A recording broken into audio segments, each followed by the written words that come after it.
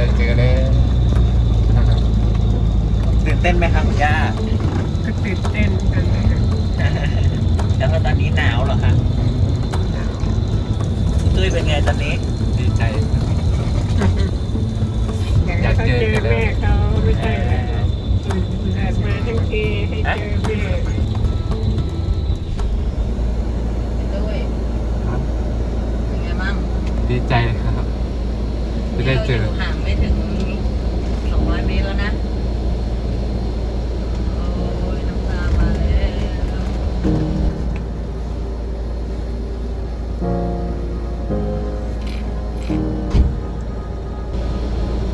ถ้าเจอหน้าจะพูดอะไรเป็นประโยคแรกกันดี